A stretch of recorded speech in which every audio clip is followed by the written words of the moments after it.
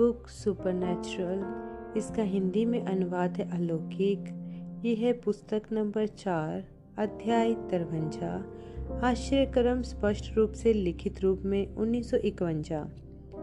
Willie अपोशो 66 वर्षों से इस रात का इंतजार कर रहे थे। यह अब है या कभी नहीं, उन्होंने व्यग्रता के साथ सोचा। यदि मैं बस वहां पर समय से पहुंच जाऊं। वह चाहते थे कि टैक्सी और तेजी से चले, लेकिन भीड़ के समय वाला ट्रैफिक ड्राइवर को धीमे चलने पर मजबूर कर रहा था।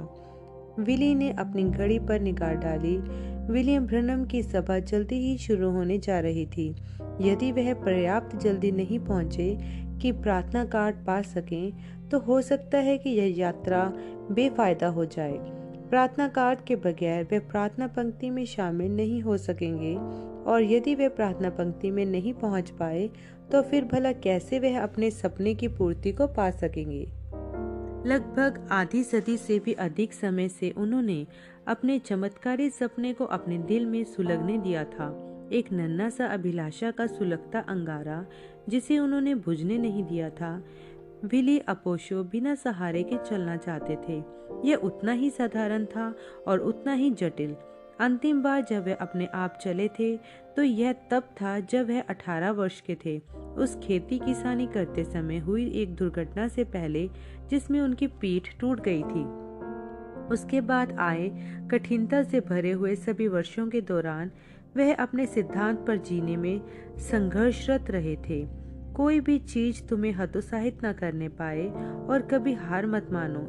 एक असीमित सामर्थ्य वाले खुदा में विश्वास करते हुए विली ने बड़ी सत्यनिष्ठा से दोबारा चल पाने के लिए प्रार्थनाएं मांगी थी। खुदा ने उन्हें कई सारी बीमारियों से चंगा किया था, जिनमें शामिल था उनके चेहरे पर एक ऐसा कैंसर जिसका ऑपरेशन भी नहीं किया जा सकता था। उन बहुतेरे वर्षों के बावजूद, जबकि उन्होंने उचित विश्वास के लिए प्रार्थना की थी, किसी कारणवश वे विश्वास के उस स्तर पर पहुंच नहीं सके थे जिसकी उठकर चलने के लिए जरूरत थी। इस समय तक हो सकता है। एक दिन पहले विली अपोशो और उनकी पत्नी लिली अपने घर के पास सेंटा मोनिका कैलिफोर्निया में बैप्टिस्ट चर्च प्रचारकों के एक सम्मेलन में थे। वहां उनकी मुलाकात डॉक्टर रॉय डेविस से हुई थी। वह प्रचारक जिसने 1932 में विलियम ब्रनम को अभिषेक किया था। विली अपोशो ने डॉक्टर डेविस से पूछा कि क्या वे सारी अजूबा खबरें जो वह विलियम ब्रनम के विषय में सुन रहे हैं वाकई में सत्य है। रॉय डेविस ने उन्हें एक आश्चर्यक्रम के विषय में बताया जो उन्होंने स्वयं अपनी आंखों से देखा था। उनके चर्च के फ्रैंक शूमाकर नामक एक डीकन अपने पैरों का इस्तेमाल करने की शक्ति खो बैठे थे जब 10 वर्ष पहले उनकी पीठ टूट गई थी। एक व्हीलचेयर पर सीमित उन्होंने चर्च के ऑफिस में काम करके स्वयं को इस्तेमाल के योग्य बनाए रखा था।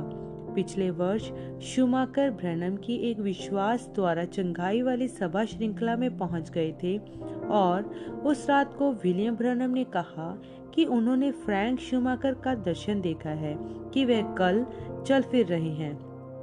शूमाकर तुरंत ही उठ खड़े हुए और अपनी व्हील चेयर से उठकर चलने लगे। डॉक्टर डेविस ने विली अपोशो को बताया कि फ्रैंक शूमाकर तब से बिल्कुल अच्छी तरह चल फिर रहा है। इस कहानी ने विली के स्वप्न के अंगारों को हवा दे दी कि वे लाल होकर दहकने और धुआं देने लगे। यदि वह कभी विलियम ब्रनम से अपने लिए प्रार्थना करवा सके, हो सकता है कि वह भी फिर से चलने लगे। उसके बाद उन्हें पता चला कि विलियम ब्रनम लॉस एंजलिस में एक चंगाई सभा श्रृंखला समाप्त करने जा रहे हैं। अचानक विली का पुराना स्वप्न फिर से धधकने लगा। वह सीधे घर गए, अपना बैग बांधा और लॉस एंजलिस के लिए अगली ही उड़ान को बुक कर लिया। यही था वह, यही शायद उनका अंतिम अवसर था। इसीलिए उन्हें ब्रनम की सभा में पर्याप्त पहले पहुंचना था ताकि एक प्रार्थना कार्ड प्राप्त कर सके। दुर्भाग्यवश ट्रैफिक और घना होता जा रहा था, जिसके कारण उनकी टैक्सी और धीमी होती जा रही थी। घबराहट में उन्होंने पिछले ब्रेस में एक रिवेट को पकड़ लिया। विली, उनकी पत्नी ने कहा, अपनी निगाहों को प्रभु यीशु पर लगाए रखो। खुदा पहले ही तुम्हें इतनी सारी परीक्षाओं में से विजय के साथ पार ले आ चुके हैं।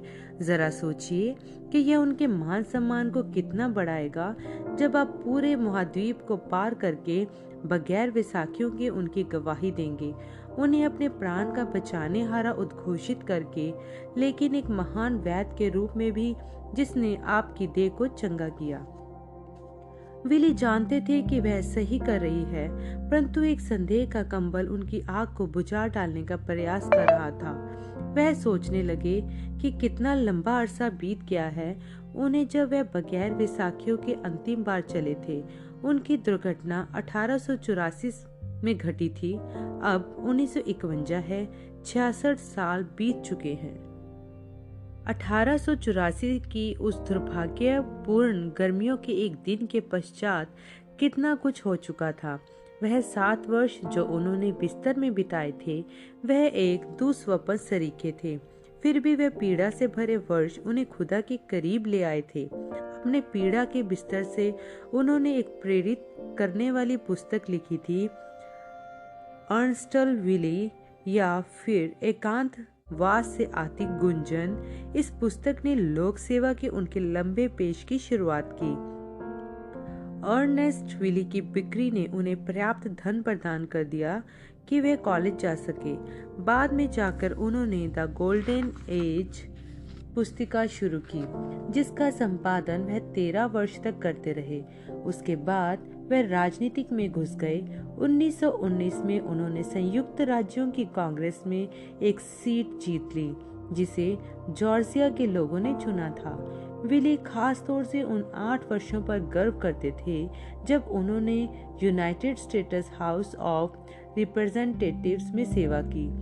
उनके कई सारे मित्र उन्हें अभी भी कांग्रेसमैन अपोशो करके बुलाते थे। 1932 में उन्होंने संयुक्त राज्य अमेरिका के राष्ट्रपति के लिए प्रचार कार्य किया था, जब वह प्रोहिबिशन पार्टी के एक उम्मीदवार के रूप में लड़ रहे थे। राष्ट्रपति पद के चुनाव में उनकी हार के पश्चात उन्होंने बिना वेतन लिए क्रिश्चियन मसीही शिक्षा में सेवाएं दी, ऐसे बच्चों को कॉलेज भेजने में सहायता करने के द्वारा जो अभावग्रस्त होते थे।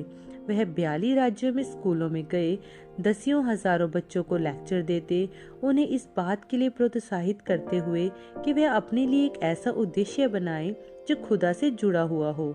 1938 में 72 की आयु में उन्हें एक बैप्टिस्ट प्रचारक के रूप में नियुक्त किया गया था और फिर बाद में उन्होंने सदर्न बैप्टिस्ट कन्वेंशन के वाइस प्रेसिडेंट के रूप में 2 कार्यकालों तक सेवा करी। उन्होंने सैन डिएगो, कैलिफोर्निया में लिंडा विस्टा बैप्टिस्ट कॉलेज व सेमिनरी के वाइस प्रेसिडेंट के रूप में भी कुछ समय के लिए कार्य किया। अब 84 वर्ष की आयु में विली अपोशो अपने श्रेष्ठ पेशेवर अनुभव के प्रति गर्व महसूस करते थे, खासतौर से अपनी अक्षमता को मद्देनजर रखते हुए। उन सभी कठिन समयों के दौरान वे कभी अपने सपने को भूले नहीं थे कि एक दिन वे फिर से उतनी ही आजादी के साथ चल फिर सकेंगे जैसे दूसरे आदमी चलते फिरते थे। उन्होंने हमेशा यह विश्वास किया कि अगर वह बस एक बार भी उस उपयुक्त विश्वास को पकड़कर थाम ले, कुछ भी संभव हो जाएगा। जैसे जैसे टैक्सी ड्राइवर घनी ट्रैफिक में से आगे बढ़ते रहने का संघर्ष कर रहा था, विली ने अपनी जेब से अखबार का एक टुकड़ा निकाला और प्रोत्साहन के लिए उसे पढ़ने लगे। उस लेख में एक आश्चर्यक्रम के विषय में बताया गया था जो पिछले वर्ष फ्लोरेंस नाइटिंगेल शर्लो के साथ घटित हुआ था, जो कि 19वीं सदी की जानी मानी अंग्रेज नर्स फ्लोरेंस नाइटिंगेल की रिश्तेदार थी। फ्लोरेंस शर्लो दक्षिण अफ्रीका में रहती थी। हालांकि वह 30 से 40 वर्ष के बीच की आयु की थी, उसका जीवन एक बढ़ने वाले कैंसर ने निचोड़ लिया था, जो उसके पेट में आंत के उदर के निचले भाग में उगाया था, जिसके कारण भोजन का पाचन पूर्णतः रुक गया था। चूंकि कैंसर ऐसा था जिसे ऑपरेशन के माध्यम से निकाला नहीं जा सकता था, उसकी हालत निराशाजनक ही जान पड़ती थी। उसके डॉक्टर उसे नसों के माध्यम से ही पोषित कर रहे थे। पिछले कई महीनों से जबकि उसकी मांसपेशियां क्षीण होती गई और उसकी खाल सिकुड़कर वापस हड्डियों से चिपक गई थी, इसी हालातों के कारण उसका वजन घटकर 50 पाउंड पहुंच गया था, जिस वजह से वह ऐसी दिखाई पड़ती थी जैसे कि हड्डियों के ढांचे पर खींचकर खाल चढ़ा दी गई हो। जो लोग उसके आसपास रहते थे वह ये विश्वास करते थे कि वह मरने जा रही है, लेकिन फ्लोरेंस नाइटिंगेल शर्लो ने अभी भी आशा नहीं छोड़ी थी। उसने विलियम ब्रनम के बारे में और कैसे आश्चर्यजनक रीति से उन्हें बीमारों के लिए की गई प्रार्थनाओं की सफलता मिल रही है, इस बारे में पढ़ा। 1946 में विलियम ब्रनम ने बताया था कि एक स्वर्गदूत ने उन्हें खुदा की ओर से लाकर एक कार्याधिकार सौंपा था कि दिव्य चंगाई के वरदान को वह संसार के लोगों तक ले जाएंगे। स्वर्गदूत ने उन्हें बताया था कि यदि वे सत्यनिष्ठ बने रहे और लोगों से खुद पर विश्वास करवा सके जब वे प्रार्थना कर रहे हो, तो उनकी प्रार्थना के सामने कुछ भी टिक नहीं सकेगा, कैंसर तक नहीं। कुमारी शर्लो ने विलियम ब्रनम के पास हवाई जहाज का एक टिकट भेजा और उनसे मिन्नत की कि उड़कर दक्षिण अफ्रीका आकर उनके लिए प्रार्थना करें। दुर्भाग्यवश सुसमाचार प्रचारक का स्वीडन, फिनलैंड व नॉर्वे जाने का कार्यक्रम पहले से ही निश्चित हो चुका था। जब फ्लोरेंस शर्लो को पता चला कि भाई ब्रनम महाराजा जॉर्ज 6वें के लिए प्रार्थना करने के लिए इंग्लैंड में रुकेंगे, उसने पूरे के पूरे एक हवाई जहाज को किराए पर लिया और लंदन पहुंच गई। उसका हवाई जहाज उस हवाई जहाज के बस कुछ ही मिनट पीछे उतरा जो उस मशहूर अमेरिकी प्रचारक को लेकर आया था। इस समय तक फ्लोरेंस लगभग मर ही गई थी। उसकी धमनियां सिकुड़ गई थी, जिसका मतलब यह था कि अब वह नर्स नसों के रास्ते पोषण अंदर पहुंचाने के लिए उन नसों में सुई नहीं घुसा सकती थी। उसकी आवाज बस फुसफुसाहट ही रह गई थी। उसकी सांसें बेहद हल्की पड़ गई थी। उसकी नब्ज धीमी और हल्की पड़ चुकी थी। विलियम ब्रनम ने खुदा से यीशु मसीह के नाम में मांगा कि उसे चंगा कर दे और फिर यह भविष्यवाणी की, यहोवा यूं फरमाते हैं, तुम जीवित रहोगी और नहीं मरोगी। जितनी जबरदस्त वह भविष्यवाणी सुनाई पड़ी थी, उसी तरह वह सत्य भी हो गई। लेख में फ्लोरेंस नाइटिंगेल शर्लो की हाल की तस्वीर भी छपी हुई थी, जिसमें वह सड़क के किनारे फुटपाथ पर खड़ी हुई थी, एक चारखनेदार वस्त्र पहने और एक बड़ा सा पर्स थामे हुए। लेख कहता था कि अब उसका वजन 155 पाउंड हो गया था। विली अपोशो ने अखबार के टुकड़े को अपने नीले रंग के सूट के कोट की जेब में अंदर वापस रख लिया। उनका विश्वास ऐसा दहक रहा था जैसे सूखी झाड़ी में लगी आग जिसे कैलिफोर्निया की हवा ने और धोंक दिया था। बस उसे प्रार्थना पंक्ति में अब पहुंचने तो दो। वह अंत तक विश्वास करने को तैयार थे, लेकिन फिर भी जब उन्होंने यह सोचा, उनकी टैक्सी धीमी होकर ट्रैफिक जैम में एक जगह रुक गई, जिसके कारण वह प्रार्थना कार्ड बहुत दूर की बात लगने लगा। विली स्वयं से भी बुदबुदा कर बोले, किसी भी चीज को स्वयं को हतोत्साहित मत करने दो और कभी हार मत मानना। होवर्ड ब्रैनम ने होटल में अपने भाई के कमरे के दरवाजे पर धीरे से खटखटाया। बिली, उन्होंने धीमे से कहा, सभा शुरू होने जा रही है। यदि हम अभी न निकले तो हमें देर हो जाएगी। वह उत्तर का इंतजार करने लगे। कोई नहीं आया। होवर्ड ने अपना हाथ उठाया कि और जोर से खटखटाए, लेकिन इसके विरोध में निर्णय लिया। यह लॉस एंजल्स में उनका चौथा दिन था और वे जानते थे कि उनके भाई बीमारों के लिए प्रार्थनाएं करते करते थक गए थे। फिर भी होवर्ड ने कभी नहीं जाना था कि उनके भाई सभा से पहले सो गए हों। संभावना इसकी ज्यादा थी कि वे प्रार्थना में गहरे उतर चुके हों। होवर्ड सीढ़ियों से उतरकर नीचे एक भोजनालय में आ गए। माल्ट मिले हुए मिल्क शेक का ऑर्डर दिया। एक स्ट्रो के माध्यम से उसे धीरे धीरे चूसकर पीने लगे। माल्ट को समाप्त करने के पश्चात फिर से खटखटाने के लिए वे वापस सीढ़ियों से ऊपर गए। इस बार दरवाजा खुला हुआ था। विलियम ब्रनम ने कैलवरी टेम्पल जाते हुए अपने भाई से बात नहीं की। उनके विचार पवित्र आत्मा पर केंद्रित थे। उनके अपने होटल के कमरे में प्रभु के दूत ने स्वयं आकर उनसे मुलाकात की थी। यहाँ तक कि जब बिल उस दूत को देख नहीं सकते थे, एक दबाव उनकी खाल पर महसूस होने लगा, जैसे कि हवा का एक झोंका जो स्थायी बिजली से आवेशित हो। इस अलौकिक जीव की उपस्थिति में बिल विस्मय और डर के कारण सुन्न पड़ जाते थे। हालांकि स्वर्गदूत ने उनसे सैकड़ों बार आकर मुलाकात की थी, बिल हमेशा ही उसकी आमद पर भयातुर हो जाते थे। हालांकि यह डर तब गायब हो जाता था जब स्वर्गदूत बोलता था। अक्सर उसके बाद दर्शन भी आते थे। बिल का इन दर्शनों पर कोई नियंत्रण नहीं था। ऐसे समयों पर तो वह स्वयं अपनी आवाज पर भी नियंत्रण नहीं रख पाते थे। इसी कारण वश वह चर्च के रास्ते में अपने भाई होवर्ड से कुछ भी नहीं बोले थे। वह पवित्र आत्मा के उस अभिषेक में बिल्कुल भी कोई विघर नहीं डालना चाहते थे, क्योंकि वह जानते थे कि उनका वरदान उसी अभिषेक के तले उनकी ताकत को बाहर डालने के साथ अपने आप ही क्रियान्वित होगा और उन्हें अपनी शक्ति को आज रात की सभा के लिए बचा के रखना था। चूंकि वे लोग कैलवरी टेम्पल तय किए हुए समय से देरी से पहुंचे थे, बिल को अपने प्रबंधक W.J. आर्न बैक्स्टर को पुलपिट के पीछे पहुंचकर प्रचार करते हुए देखकर आश्चर्य नहीं हुआ। बिल को देखकर आर्न बैक्स्टर ने फौरन ही अपना लघु सरमन समाप्त कर दिया और लोगों की अगुवाई ब्रनम सभाओं के सार गीत में करने लगे। केवल विश्वास करो, केवल विश्वास, सब कुछ संभव है, केवल विश्वास करो। अपने श्रोताओं का अभिवादन करने के पश्चात बिल ने पूछा कि क्या सबसे पीछे बैठे लोग उन्हें सुन पा रहे हैं या नहीं। पर्याप्त संख्या के हाथ ऊपर नहीं उठे जो उन्हें संतुष्ट कर पाते, सो उन्होंने उस आदमी से जो जन संबोधन प्रणाली को चला रहा था, ध्वनि की तीव्रता बढ़ाने को कहा। यह एक साधारण तालमेल था जिसकी वजह बिल व उनके प्रबंधक के आकार के बीच की भिन्नता मात्र थी। जबकि दोनों ही व्यक्ति लगभग एक ही उम्र के थे, वे दिखने और काम करने के ढंग में एकदम विपरीत थे।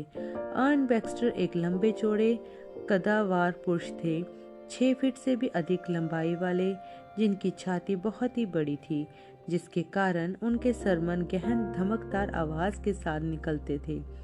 बैक्स्टर के बाल ढेर व घने थे और उनके चौकोर से लगने वाले सिर पर बने हुए थे, तारे वाले फ्रेम के चश्मे के साथ। इसके विपरीत विलियम ब्रनम केवल 5 फुट 7 इंच लंबे थे और उनका वजन 153 पाउंड था, 42 की उम्र में भी। बिल के बाल ऊपर से बहुत कम हो चले थे और उनके ऊंचे ढलावदार माथे को और ऊपर तक खोलते हुए कनपट्टियों तक पहुंचते पहुंचते घटते जाते थे। उनकी आंखें गहराई में स्थापित थी, जो एक गहन एकाग्रता और ध्यान मगन की छवि देती थी, जैसे कि एक उकाब जो एक ऊंचे पहाड़ से नीचे घाटी में देख रहा हो, ताकि एक भी हरकत उसकी निगाह से चूक ना सके। जून 1946 में अपनी राष्ट्रीय सेवकाई की शुरुआत से लेकर आज फरवरी 1951 में लॉस एंजलिस की इस सभा तक विलियम ब्रनम ने अपनी ज्यादातर ताकत को बीमार लोगों के लिए प्रार्थना करने में केंद्रित किया था। यदि वे प्रार्थना पंक्ति को बुलाने से पहले प्रचार करते थे तो वे अक्सर एक छोटा सरमन ही होता था, जो दिव्य चंगाई के बाइबल में पाए जाने वाले आधार पर होता था। यहाँ तक कि अगर वे प्रचार भी नहीं करते थे, तब भी वे अपनी असामान्य सेवकाई को समझाने में कुछ मिनट अवश्य लगाते थे।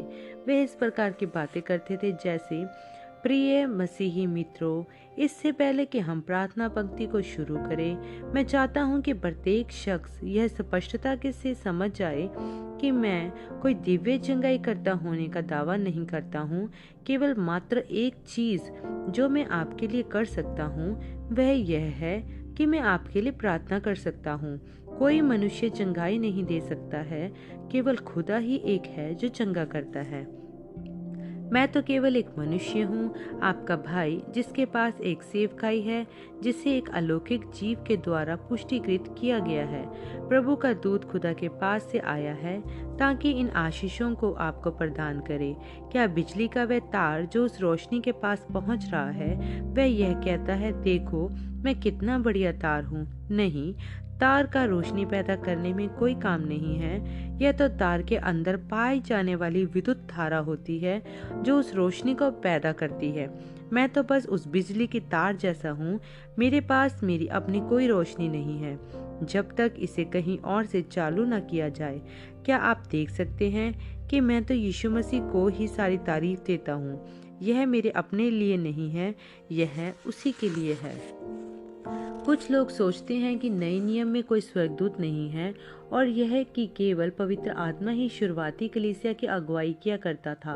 यह सत्य है कि पवित्र आत्मा ही कलीसिया की अगुवाई किया करता था, लेकिन स्वर्गदूत तो हर युग में सेवकाई या सेवा टहल करने वाली आत्माएं रही हैं।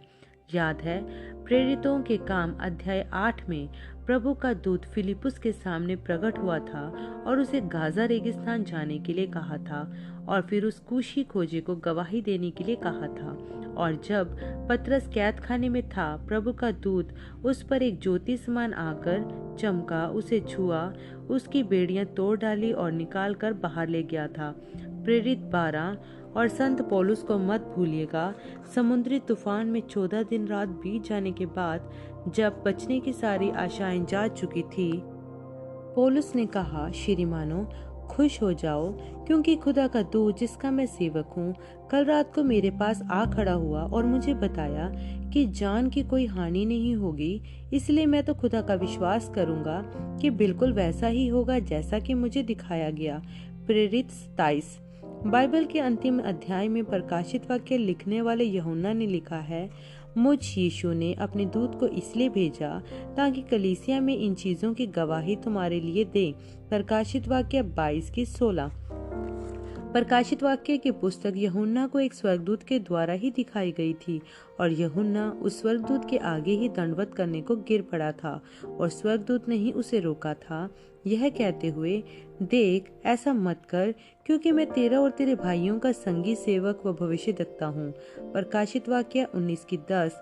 भविष्यद्वक्ताओं वाला वही आत्मा जो सभी युगों में भविष्यद्वक्ताओं पर था, वह वहाँ यूहन्ना में होकर उसे एक स्वर्गदूत के माध्यम से भविष्य दिखाते हुए भविष्यवाणी कर रहा था। वही आत्मा आज रात को इस भवन में यहाँ पर है। वह कल, आज और हमेशा एक सा है। इसे समझने का प्रयास ना करें, बस ग्रहण कर लें। फरवरी 1951 की इस रात को जबकि बिल लॉस एंजलिस में दर्शकों को अपनी सेवकाई समझा रहे थे, उन्हें ऐसा महसूस हुआ कि प्रभु का दूत उनके पास से हटकर दर्शकों के ऊपर चला गया है। यह भी अपने आप में उनके स्वभाव में कोई असामान्य बात नहीं थी, सिवाय इसके कि दूत अक्सर ऐसा तब तक नहीं करता था जब तक कि प्रार्थना पंक्ति शुरू न हो गई हो और सामान्य रूप से विश्वास ऊंचा उठ चुका हो। शायद यहाँ पर कोई है जिसके पास पहले से ही जबरदस्त विश्वास हो। बिल ने भीड़ को ध्यान से देखा जबकि वह बात करते जा रहे थे। फिर उन्होंने उस आग का स्तून को देखा जो उतनी ही तीव्रता से चमक रहा था जैसे कि कैमरे की फ्लैश। वह एक पतले बूढ़े आदमी के ऊपर ठहरा हुआ था जो कि भवन में पीछे की ओर बीच के रास्ते से लगी सीट पर बैठा हुआ था। बिल उस अलौकिक ज्योति को तब तक देखते रहे जब तक कि वह एक दर्शन नहीं बन गया। हालांकि उनकी आंखें पूरी तरह से खुली हुई थी, वह अब कैलवरी टेम्पल के खचाखच भरे भवन को नहीं देख रहे थे। उसके बजाय उन्हें एक लड़का दिखने लगा जो गर्मियों के एक दिन भूसे के एक ढेर तक एक गाड़ी को ठेलते हुए ला रहा था। वह लड़का भूसे के ढेर के ऊपर चढ़ गया और ऊपर से भूसे को उस गाड़ी में डालने लगा। बिल के दिमाग का एक हिस्सा बहुत धूमिल सा अभी भी इस बात के लिए चैतन्य था कि वे अभी भी लॉस एंजलिस के कैलवरी टेम्पल में हैं और हजारों लोगों की एक भीड़ से बात कर रहे हैं, लेकिन उनके मस्तिष्क का क्रियाशील हिस्सा वहां भूसे के ढेर पर था। उस ड्रामे या नाटक के आगे खुलते हुए देखता हुआ वह ऐसा महसूस होता था जैसे कि वह एक ही समय में दो जगहों पर हैं। जबकि वह देख ही रहे थे, वे लगातार माइक में बोलते जा रहे थे, मैं एक लड़के को देख रहा हूँ जो भूसे के ढेर के ऊपर खेल रहा है। वह बड़े अजीब कपड़े पहने हुआ है। ओह, वह भूसे के ढेर पर से गिर गया और अपनी पीठ के बल गाड़ी से जा टकराया है। मैं देख रहा हूँ कि एक आदमी उसे उठाकर डॉक्टर के पास ले जा रहा है। डॉक्टर की सफेद मूछें हैं और ऐसा चश्मा पहना हुआ है जो सरक कर उसकी नाक के सिरे तक आ गया है। मैं देख रहा हूँ कि वह डॉक्टर उस लड़के पर काम कर रहा है, लेकिन उससे कोई फायदा नहीं हुआ। कुछ भी नहीं किया जा सकता है। डॉक्टर ने उसे वापस घर पर बिस्तर पर भेज दिया है। लड़के की हालत इतनी खराब हो गई कि वह अपने कमरे में किसी के फर्श पर चलने से उत्पन्न होने वाले कंपनों को भी नहीं झेल पा रहा है। मैं देख रहा हूँ कि वे लोग कंपनों को कम करने के लिए लकड़ी के फर्श में गड्ढे कर रहे हैं। अब वह लड़का किसी किस्म का काम कर रहा है। ओह, वह तो लिख रहा है। अब एक बड़ा आदमी बन गया है। मैं देख रहा हूँ कि वे उसको एक व्हील चेयर पर लुढ़काकर इधर उधर ले जा रहे हैं, और यदि वह वैसाखियों और पीठ के ढांचे का प्रयोग करे तो वह चल भी ले रहा है। मैं उसको एक बेंच पर बैठे हुए देख रहा हूँ और लोग उसका भाषण पर जोरदार तालियां बजा रहे हैं। और लोगों मैं नहीं जानता क्यों, पर मैंने वॉशिंगटन डीसी का व्हाइट हाउस भी देखा। अब यह मेरे पास से चला गया है। तेजी से बदलकर आगे बढ़ते हुए दृश्यों की श्रृंखला गायब हो गई और बिल फिर कैलवरी टेम्पल में मौजूद लोगों को देख रहे थे। उन्हें अब भवन में पीछे की ओर स्वर्गदूत की ज्योति दिखाई नहीं पड़ रही थी, सो वह उन लोगों के चेहरों का अध्ययन करने लगे जो वहां आसपास बैठे हुए थे, जहां पर वह रोशनी ठहरी हुई थी। वहां है वह, बिल ने कहा उंगली से इंगित करते हुए। यह वह वृद्ध पुरुष है जो वहां पीछे बैठे हुए हैं, जिनकी सीट से टिकाकर उन्होंने बीच वाले रास्ते में वैसाखियां रखी हुई हैं। जबकि प्रत्येक देखने के लिए पलटा, बिल ने हॉवर्ड से पूछा कि कितने प्रार्थना कार्ड उसने बांटे हैं। हॉवर्ड सभा श्रृंखला की हर रात को 100 नए कार्ड बांटा करते थे। हर एक कार्ड पर एक अक्षर और एक संख्या छपी होती थी। बिल यूं ही किसी भी एक संख्या को उठा लेते थे, जैसे 85, और फिर वह उन लोगों को जिनके पास 85 से 100 अंक होते थे उन्हें प्रार्थना पंक्ति में आने को कहते थे, क्योंकि प्रत्येक रात अक्षरमाला का एक भिन्न अक्षर ही इस्तेमाल होता था, तो प्रत्येक 85 संख्या वाले एक रात को ही काम करती थी। इससे चुनने की प्रक्रिया बिल्कुल साफ सुथरी बनी रहती थी। प्रत्येक वह जो प्रार्थना करवाना चाहता था, उसके पास हर रात को प्रार्थना पंक्ति में आने का समान मौका होता था। जब हॉवर्ड ने किनारे वाली खाली रास्ते पर लोगों की पंक्ति में लगाया, अर्न बैक्स्टर बिल के पास आए और कहा, भाई ब्रनम, क्या आप उस आदमी को जानते हैं जिसे आपने दर्शन में देखा है? नहीं श्रीमान, मैं नहीं जानता। वह है विलियम अपोशो, संयुक्त राज्य के पूर्व कांग्रेस सदस्य। वे आपसे बात करना चाहते हैं, सो मैंने वहां तक पहुंच सकने वाला माइक वहां पीछे पहुंचवा दिया है। एक अशर ने उस माइक को पीए सिस्टम से जोड़ दिया।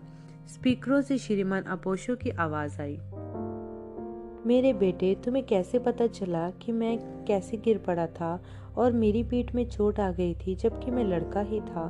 श्रीमान बिल ने उत्तर दिया, मैंने तो आपके बारे में पहले कभी नहीं सुना था। एकमात्र चीज जो मैं कह सकता हूँ वह यह है कि मैंने उसे दर्शन में देखा है। खैर, जैसा आपने बताया बिल्कुल वैसा ही हुआ था।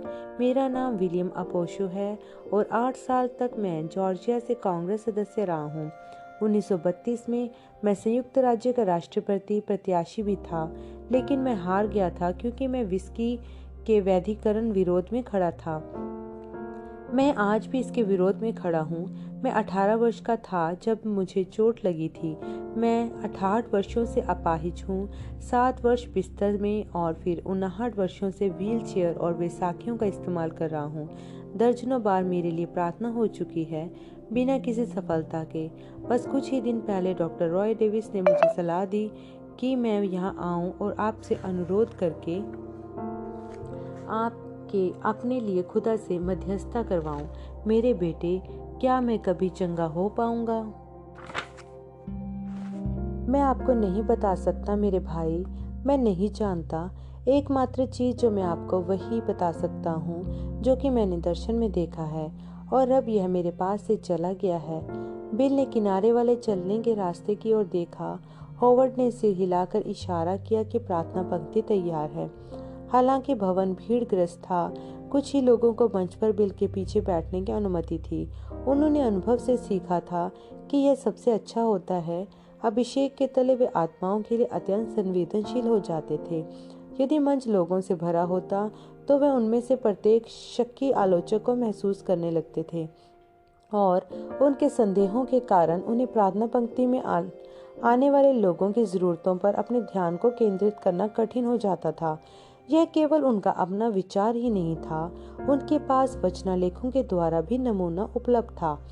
इससे पहले कि यीशु याईर की बेटी को मृतकों में से जिला उठाते, उन्होंने उस कमरे से हर एक शक्की या संदेह करने वाले को बाहर कर दिया था। मरकुस 5:35-43। पतरस ने भी दोरकस के लिए प्रार्थना करने से पहले ठीक यही किया था। प्रेरित 9:36-42। लेकिन एक और वजह थी जिसके कारण बिल अपने पीछे ऐसे शक्की लोगों को बैठा होना नहीं चाहते थे। जब भी कोई शख्स जिसे मिर्गी हो प्रभु के दूत के निकट आता था, वह मिर्गी वाली दुष्टात्मा एक तमाशा फैला देती थी। यदि पास में ऐसे शक्की लोग बैठे हों तो उनका अविश्वास उस दुष्टता को भड़का देता था, जिसके कारण बिल के लिए उसे नियंत्रित करना और कठिन हो जाता था। कभी कभार बिल अपने पीछे मंच पर प्रचारकों को बैठने दिया करते थे, यदि वे इस बात के लिए सुनिश्चित हों कि वे उनके वरदान पर विश्वास करते हैं तो तब फिर वह उनके विश्वास को महसूस कर पाते थे और इससे उन्हें सहायता मिलती थी। जब प्रार्थना पंक्ति का पहला व्यक्ति उनके सामने आता, बिल उस व्यक्ति की आत्मा के संपर्क में आने के लिए उस पुरुष या स्त्री से कुछ देर बात करते थे, ठीक जिस तरह यीशु ने किया था जब उन्होंने याकूब के कुएं पर सामरी स्त्री से वार्तालाप किया था। यूहन्ना 4:6-19।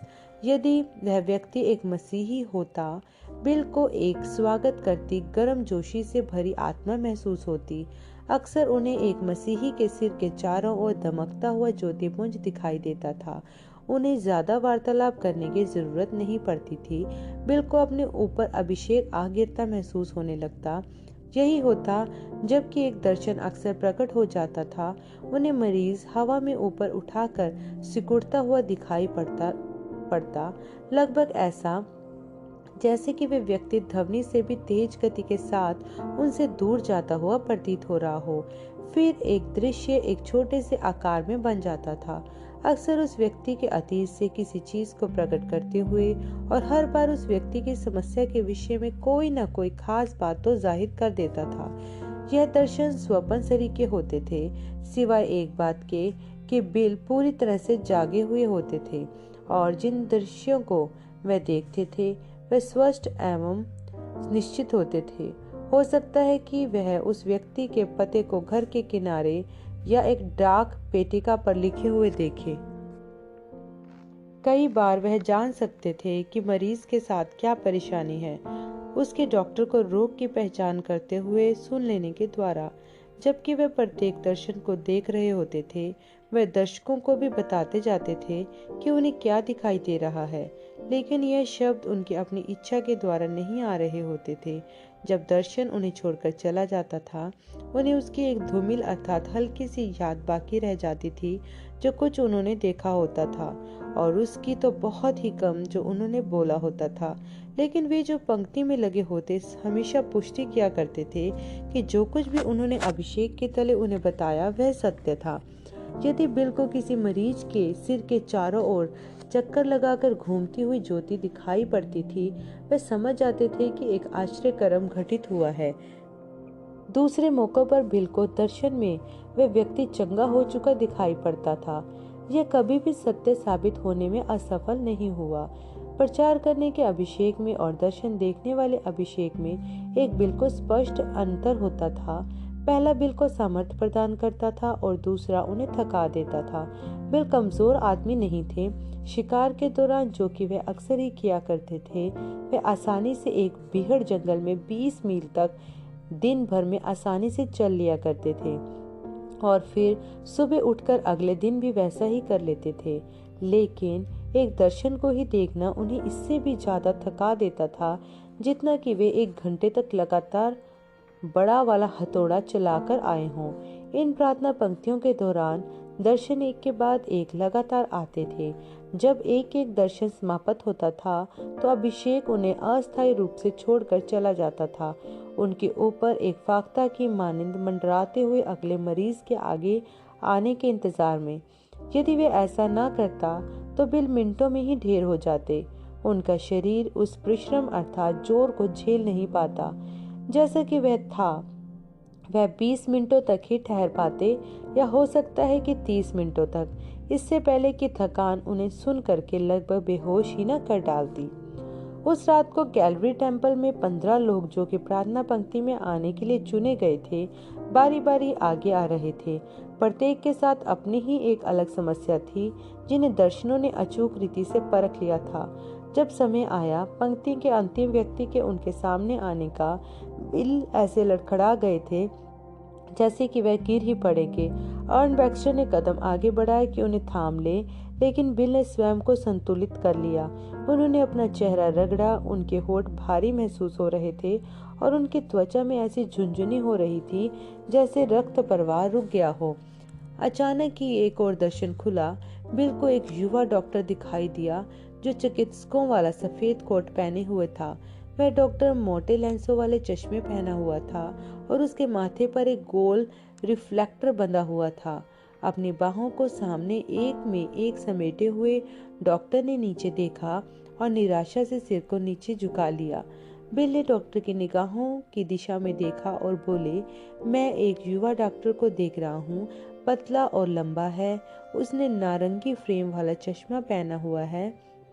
वह एक छोटी सी अश्वेत लड़की का ऑपरेशन कर रहा है जो लगभग 5 या 6 साल की है।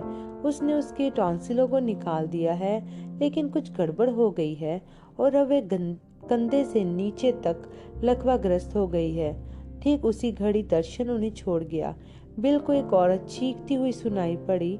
भवन में एकदम पीछे की ओर एक विशालकाय अश्वेत महिला आगे को दौड़ी आ रही थी। वह पहियों पर एक स्ट्रेचर को धकेलती ला रही थी और वह लगातार चिल्ला रही थी, प्रभु दया करें, वह तो मेरी बच्ची है। कई एक अशर लोगों ने उसे रोकने का प्रयास किया। एक फुटबॉल खिलाड़ी की तरह सामने आने वालों के कड़े हाथ से धकेलते हुए इस विशालकाय स्त्री ने अशर लोगों को एक और गिरा दिया और आगे बढ़ती ही रही। अंततः पर्याप्त आदमियों ने उसके सामने एक लाइन बना ली कि उसे रुकना ही पड़ा, लेकिन वह चिल्लाती ही रही, पार्सन, वह मेरी बच्ची है और वह डॉक्टर वैसा ही दिखता था। यह 2 साल पहले हुआ था और वह तब से चल नहीं पाई है। क्या वह चंगी हो गई है? मैं नहीं जानता आंटी। जैसा कि मैंने कांग्रेस सदस्य को पहले बताया था, मैं केवल मात्र वही बोल सकता हूँ जो मैंने दर्शन में देखा है। क्या वे आपकी लड़की है जो स्ट्रेचर पर है? हाँ, मैंने उसकी चंगाई के लिए प्रार्थनाओं पर प्रार्थनाएं की हैं। अच्छा आंटी, मैं उसके लिए प्रार्थना कर सकता हूँ और हो सकता है कि प्रभु यीशु उसे चंगा कर दे, लेकिन यह कहना कि वह हो जाएगी, मैं यह अपने आप से नहीं कह सकता। उन्होंने अपने भाई की ओर देखा।